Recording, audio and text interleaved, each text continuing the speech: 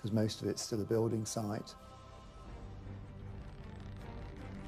To Wren's relief, when the choir was finished, Parliament didn't halt the construction. Finally, he could turn to the most ambitious part of his vision, the Great Dome.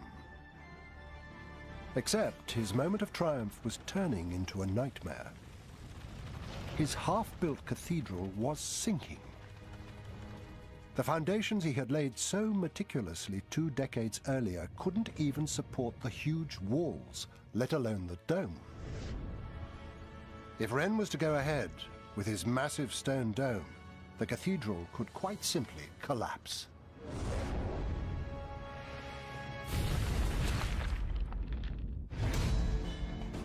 The most iconic element of St. Paul's Cathedral is its dome, surmounted by a gold cross standing 111 meters above the ground. It weighs 65,000 tons and is supported by 8 awesome pillars. The most ambitious dome ever built in England is, in many ways, Christopher Wren's greatest achievement. But the design hides a unique piece of engineering based on a remarkable mathematical discovery made by another leading scientist of the time.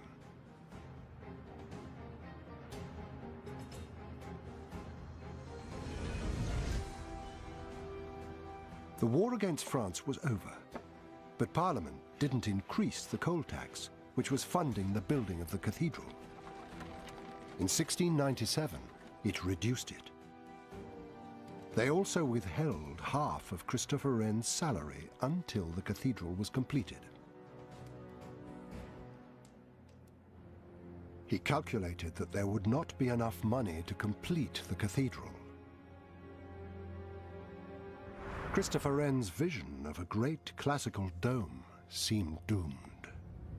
By the end of the 1690s, Wren was forced to go back to Parliament and to ask for more money to complete the cathedral. He said that the 2 major things left were the West Front and the dome. He also put in his own personal plea that he wanted to see the dome completed. He was absolutely paranoid that if they started on the West Front, that they would get a building that they would be happy with and they would cut off the money before the dome was complete. But Wren had been dreaming of this dome for over 40 years. Wren won the support of the Royal Commission, but just when it looked as if the construction of the dome would happen, he faced an even more formidable obstacle. It became obvious to Wren that the entire building was sinking. The new foundations he had laid 20 years before were giving way under the weight of the massive walls. And the colossal piers, which would support Wren's great dome, were sinking faster than the rest. If a solid stone dome weighing thousands of tons was added, the cathedral could crumble under its weight.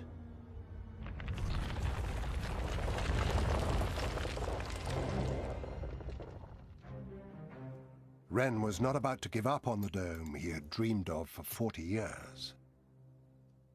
There was nothing he could do about the foundations without knocking the building down. If he could somehow reduce the weight of the dome, the foundations might hold, but it would be a huge gamble.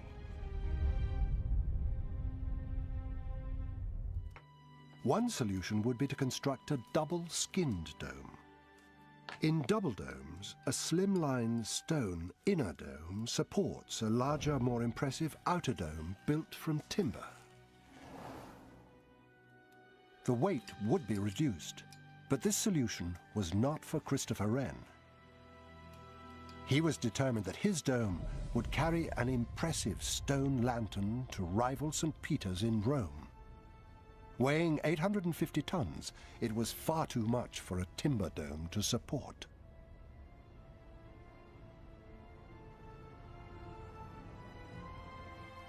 Wren embarked on the almost impossible task of designing a supremely strong dome with a vastly reduced weight.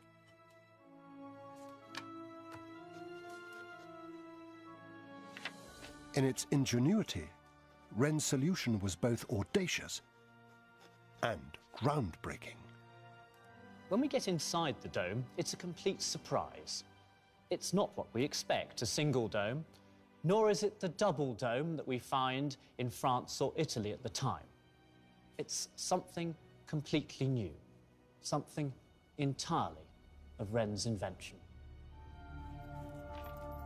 Wren's solution was to build an invisible third dome, which was also a completely different shape to the others. The inspiration for this ingenious structure came from one of Wren's principal collaborators, one of the most important scientific thinkers of the age. Robert Hooke was already famous for work in chemistry, physics, and the development of microscopes. He had wrestled with the problem and found that the answer lay, remarkably, in chains and the shapes they make. The result was one of the most original pieces of engineering ever attempted. Hooke hangs chains up, and he finds that if all that happens in a chain is it acts under its own self-weight, hasn't got anything on it, then it will form this form called a catenary. Now, in this form, every single element is being pulled. Everything is in tension, like this, all the way around. He goes a step further and he realizes if he flips that thing over so that everything is now into compression, being pushed all the way around, that this would make a very effective and efficient compression structure. Inspired by Hooke's discovery, Wren rethought the idea of double domes and created a revolutionary triple dome, unprecedented in architectural history. Once again, Wren had opted for architectural sleight of hand, creating two structures for show and another hidden structure to do the work.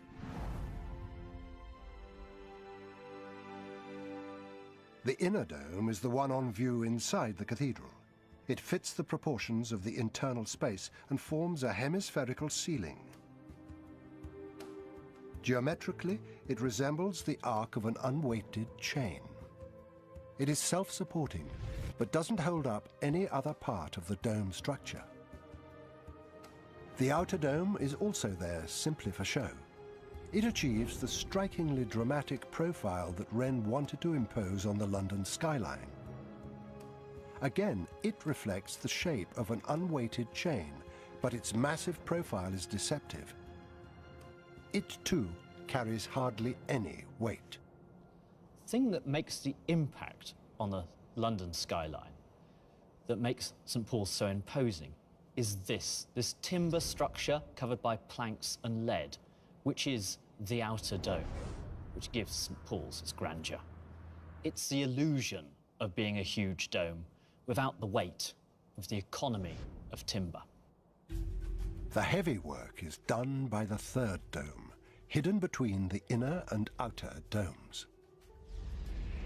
It provides the secret support for the cathedral's 850-ton stone lantern.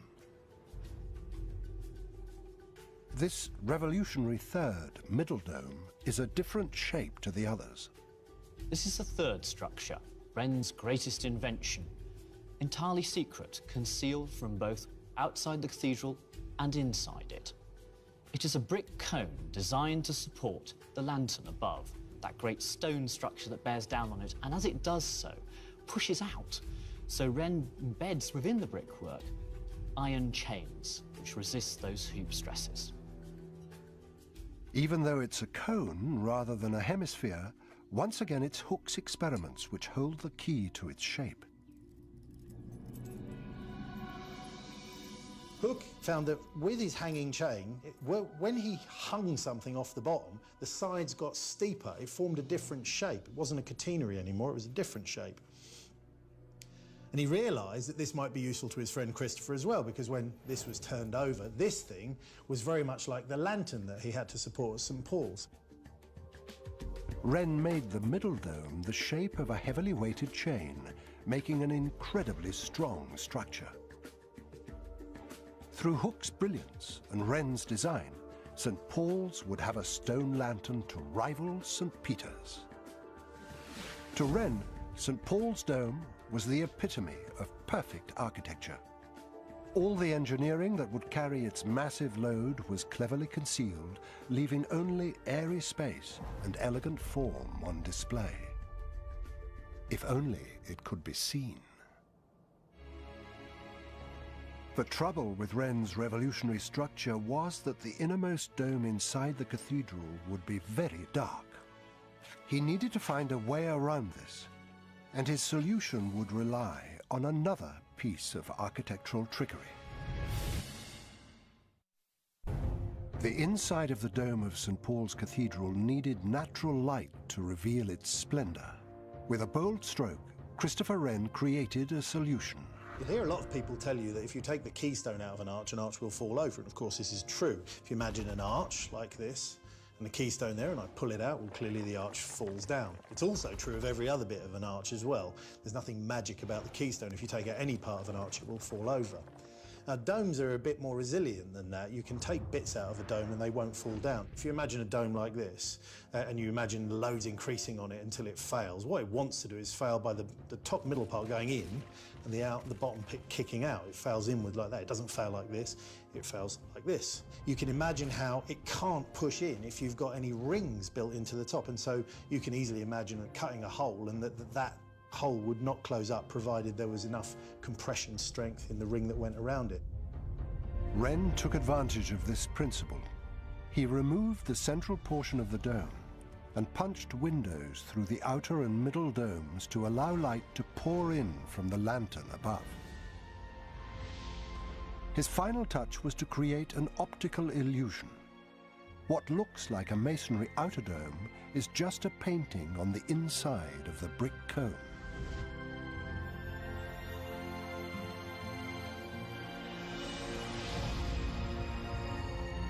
The building of St. Paul's had taken 35 years.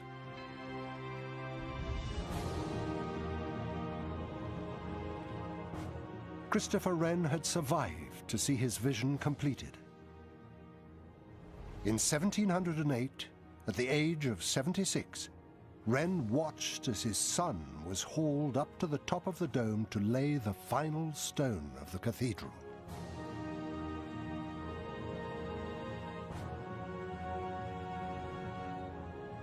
Single-handedly, Christopher Wren had designed a classical masterpiece to compete with anything in Europe.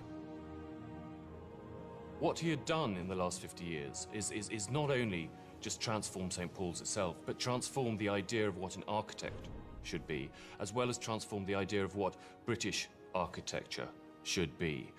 St. Paul stands as a symbol, as perhaps his greatest work. Here is a building that could compete with St. Peter's in Rome, could compete with any other capital in Europe.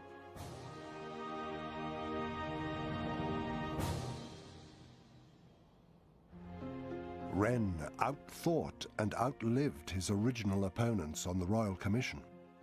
His cathedral bore more than a passing resemblance to his original great model, rejected over 30 years previously. Historian Andrew Lacey is in no doubt that Wren's cathedral quickly became the iconic symbol of one of the world's preeminent cities. It very, very quickly becomes the feature of the London skyline. There's the Canaletto paintings of the London skyline from the 1740s, and it's a forest of spires and towers of Wren city churches, and in the middle is the great stately dome of St. Paul's. So I think very quickly Londoners took St. Paul's to their hearts. 3 centuries after its completion, St. Paul's Cathedral faced its biggest challenge.